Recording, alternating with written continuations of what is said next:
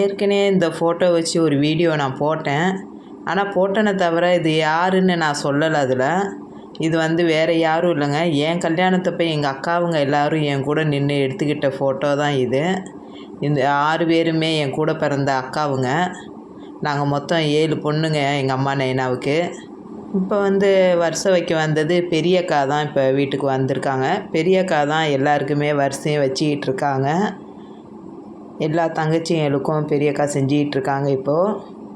இப்போ பெரியக்கா வந்து சேலத்துலேருந்து தான் இப்போ நாகப்பட்டினம் வந்து எங்களுக்கு செஞ்சிட்டு வந்து என்னுடைய பெரியக்கா ஊர்லேருந்து வந்திருக்காங்க. சாயந்தரம் வந்து அக்கா வந்து எனக்கு வந்து வருஷம் வைக்கிறாங்க தீபாவளி வருஷம். இந்த வார்த்தையை நான் சொன்னதுமே அக்காவுக்கும் கண்ணில் தண்ணி வந்துருச்சு, எனக்கும் தண்ணி வந்துருச்சு. என்னதான் இருந்தாலும் அந்த பெத்த தாயை நம்ம நினைக்கும் போது மனசுக்கு ரொம்ப வேதனை வந்துடுதுங்க.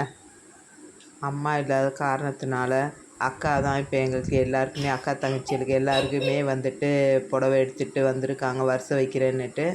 எல்லாருக்கும் வச்சுட்டு தாங்க நான் ஊருக்கு போவாங்க. ஆனால் அவங்க வீட்டில் கூட தீபாவளி கொண்டாடாமல் எங்களுக்காக எங்கள் அக்கா ஊர்லேருந்து வந்து நாங்கள் வந்துடுறோம், நீங்கள் வீட்டுக்கு போங்க.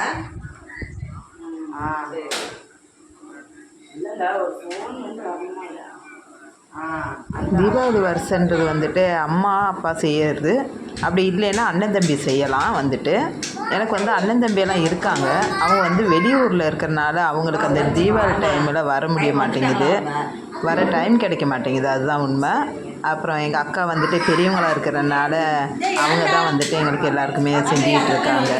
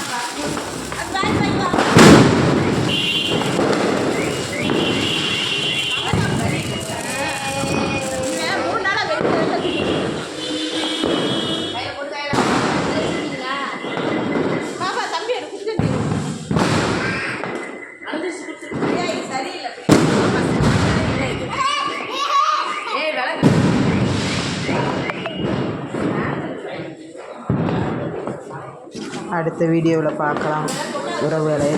பாய்.